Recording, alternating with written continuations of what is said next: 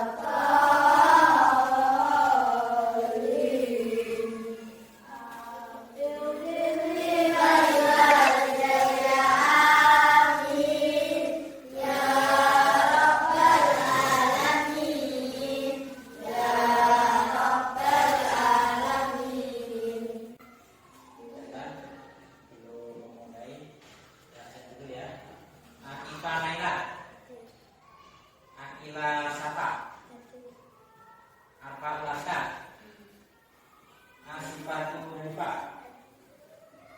Bilqis Paiha, Fuad Naufal Hadi, Karika Ahmad, Iko, Muhammad Nasri, Aisyika Adara Awayasin, Rodzana Berarudin, Naufal Akila Tanaja, Selvi Kita, Sipa Anifah Suja, Umi Hanik, Saprat. Nah, ada yang bisa masuk ini? Jadi semuanya masuk ya.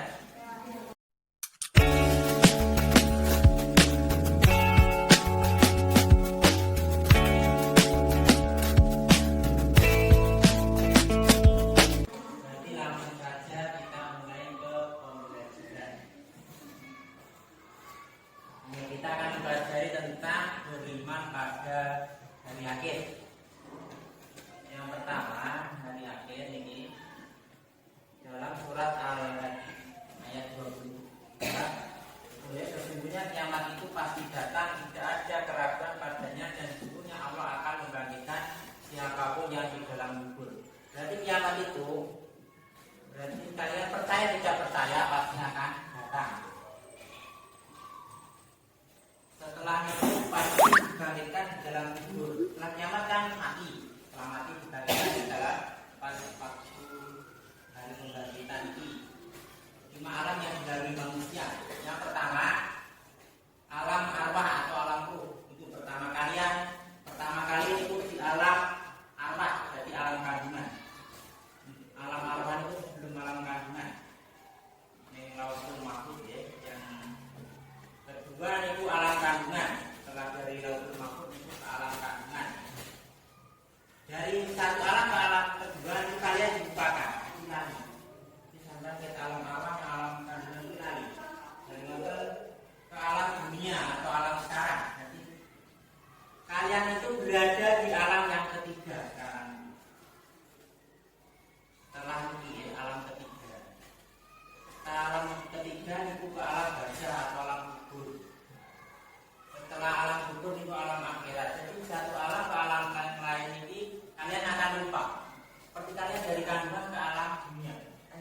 kemudian yang pro dengan dan dari pro. Setelah itu nanti ada nama-nama lain dari hari kiamat. Yang membahas adalah hari di mana manusia dibangkitkan dari alam kubur. Setelah kalian mati dibangkitkan dari alam kubur, itu namanya yaumul ba'ats. Jadi dibangkitkan dari alam kubur seperti ketambah yang bertumbuh, jadi sampai tumbuh dengan berbagai sifatnya kalian. Yang api, tumbuh yang api, yang enak, yang jelek juga tumbuhnya yang jelek. Seperti yang misalkan yang peminum minuman keras, nanti tubuhnya itu harusnya itu membesar sampai panjang, kulit diseret. Yang ketiga itu yaumul mahsyar. Setelah dari bangkitkan, kalian akan menemui yang namanya yaumul mahsyar. Adalah hari di mana semua manusia dikumpulkan di padang mahsyar. Benar-benar sampai giring di padang mahsyar. Dan berikut teman-teman, di situ kenapa kalian akan menemui yang namanya yaumul mizan. Yaumul mizan adalah hari di mana semua manusia ketika di dunia akan hilang. Dari semuanya kalian ini nanti ditinggal sitok-sitok. Butuh waktu berapa tahun? Itu sampai ada yang 100 tahun, 1000 tahun. Apalagi orang yang kaya. Orang itu kalau kaya semakin lama mendani. Mergo wakil yang ditimbang. Hartane ditimbang kabeh. Enak seneng. Jadi enak orang yang miskin. Ya, cepat juga rokok. Ini ya setelah itu selanjutnya nih nama lain dari akhir. Ini namanya yaumul hisab. Yaumul hisab adalah hari di mana semua manusia ketika hidup di dunia akan dihisab. Jadi semua amal manusia di akhirat nanti akan dihisab yaumul mahsyar. Hisab itu apa? Dihitung. Dikai pahala. Sing apik ya dikai apik, sing elek dikai elek. Walaupun hanya sebesar biji sawi. Walaupun karena pernah melakukan kebaikan begini tak betul, itu pada diperhitungkan dikai pahala. Walaupun kalian berbuat dosa sebesar biji sawi, biji sawi itu tanda diperhitung, tanda oleh dosa. Karena berbuat baik sebesar biji sawi itu tanda dikai pahala. Yang namanya yaumul hisab. Setelah itu yaumul jasa. Yaumul jasa adalah hari di mana semua amal perbuatan manusia yang pernah dilakukan di dunia akan dibalas. Oleh berbuat baik itu juga dibalas baik, berbuat jahat itu dibalas dengan jahat. Kalau orang jahat mesti dimasukkan neraka, kalau orang baik masuk surga. Maka ditinggal. Karena ada pakai lagi. Ini orang yang lebih nama usahanya itu orang yang kaya terus dibuat dosa itu lama. Selanjutnya ini macam-macam dari kiamat ini. Nanti ada kiamat kecil juga. Itu kiamat kecil juga kiamat kecil. Contohnya dari kiamat ini seperti kematian, kecelakaan, banjir bandang, gempa bumi, tsunami itu kiamat kecil. Ada tandanya nih, kejahatan semakin merajalela, itu kiamat kecil. Banyak ulama yang meninggal dunia, itu juga tanda-tanda kiamat kecil. Jumlah wanita lebih banyak daripada laki-laki. Terus fitnah sudah merebak kemana-mana. Yang jelek itu dianggap baik, yang baik itu dianggap jelek. Ini banyak fitnah. Banyak orang yang mengejar kesenangan dunia dengan cara yang tidak baik. Ini, sudah saya pernah terangkan. Orang yang mengejar dunia sampai lupa sholat, lupa akhirat. Pokoknya terjun terus. Itu kiamat kecil macam itu. Orang yang terlalu banyak mengejar dunia ini sampai melupakan kalau dia akan mati. Munculnya para pendusta yang mengaku sebagai nabi. Nanti ketika sudah mendekati hari kiamat kecil itu nanti banyak